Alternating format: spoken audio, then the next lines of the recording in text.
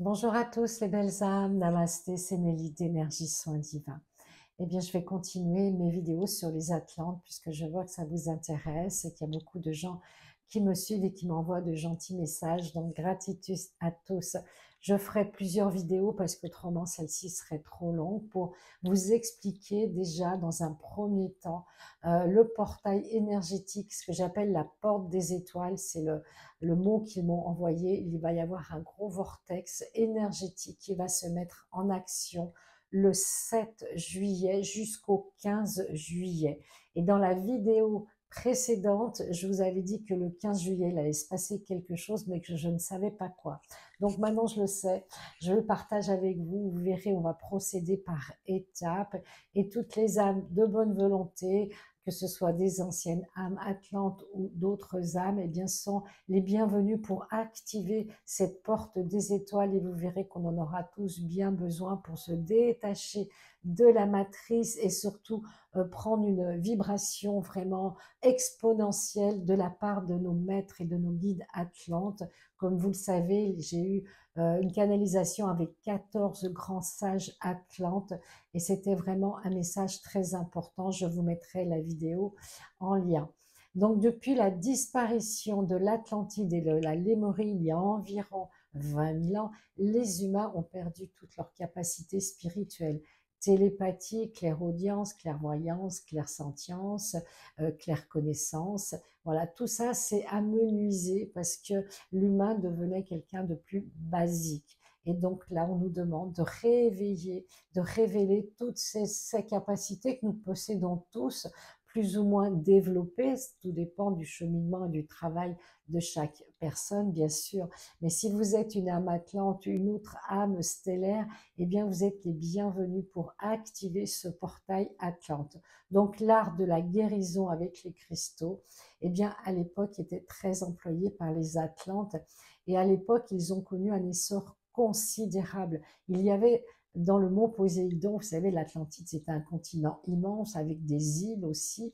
Et au cœur de la cité de Poséidonis, il y avait le mont Poséidon, qui était une espèce de gros globe en pierre, en cristal. Et à l'intérieur, il y avait plusieurs salles dévouées à différents actes de soins, d'enseignement. Donc, il y avait des salles de méditation, de ressourcement des énergies, des salles de soins, bien sûr, avec les cristaux atlantes, des salles sonores qui disposaient eh bien, de diapasons, de cymbales, de bols tibétains, etc., des bols chantants en verre, en cristal, bien sûr.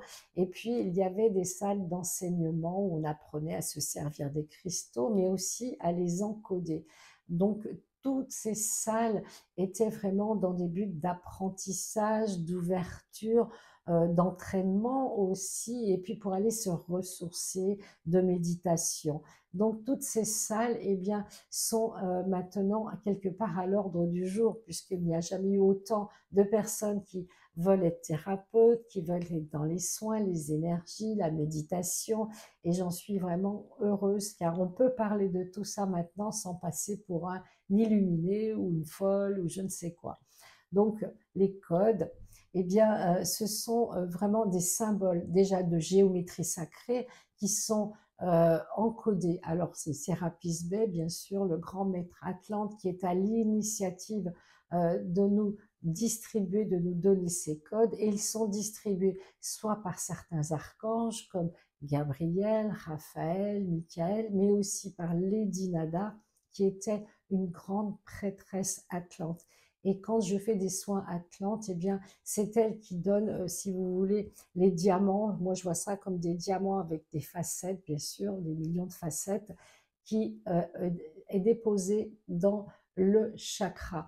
Ça vraiment, ça libère, ça nettoie et on nous demande justement de libérer nos anciens paradigmes, nos anciens dogmes, rituels, croyances, etc., pour pouvoir intégrer cette énergie cristal diamant ou cristal adamantine. Donc les codes, eh bien, ils sont produits et diffusés également par la table d'émeraude. Si vous connaissez la table d'émeraude de Trismégiste, eh bien, c'est une table de savoir, d'enseignement, mais de guérison. Moi, je l'ai toujours reçu comme une table en émeraude verte très épaisse, posée sur un socle en cristal, où justement on demandait à la personne en soins de s'allonger sur la table pour recevoir la guérison, pour recevoir, ça peut être aussi émotionnel, mental, toutes sortes de guérisons, toutes sortes de soins pour apaiser l'âme, le corps physique, le corps émotionnel, le corps mental, et évidemment, ça ouvre le corps spirituel. Donc, cette table est à la source aussi, il faut le savoir, de toutes les religions et de tous les courants spirituels sur Terre et dans la galaxie. Ça a vraiment servi de déclencheur pour vraiment que les hommes puissent recevoir des informations. Après, il y en a qui en ont fait un bon usage et d'autres un moins bon usage. Donc cette table, apportée par Hermès Trismégiste, eh bien, elle est importée aussi aux Incas, aux Égyptiens et aux Grecs. Et toutes ces cultures avaient un enseignement, un savoir vraiment très important. C'était des érudits, des philosophes, des sages, des gens spirituels.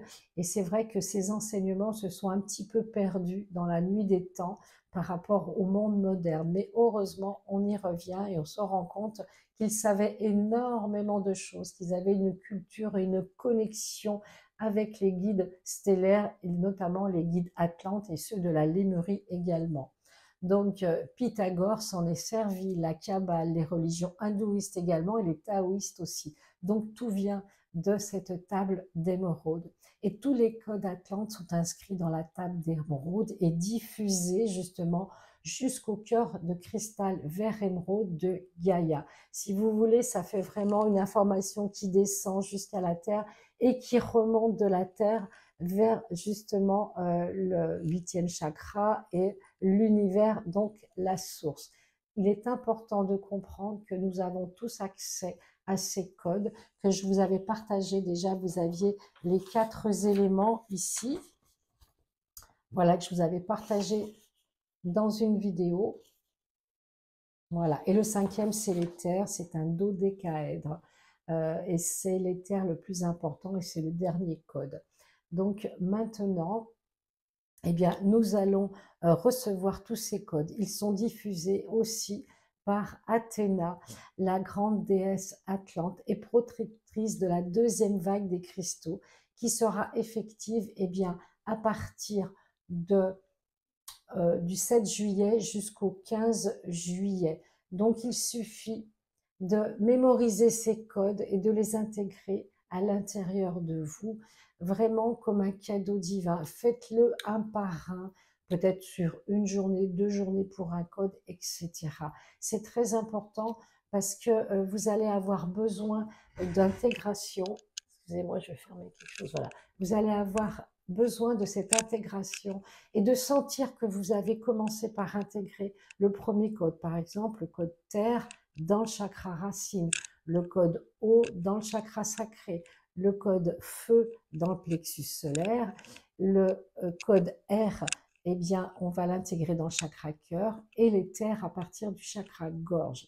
Voilà, donc je referai une vidéo pour bien vous expliquer l'intégration, mais commencez par le chakra terre au niveau de votre chakra racine. Vous le visualisez et vous l'intégrez, vous l'incorporez dans votre chakra et vous demandez à recevoir ce qui est juste pour vous, ni plus ni moins. Et n'oubliez pas de remercier les Atlantes pour leur merveilleux savoir et leurs enseignements. Gratitude.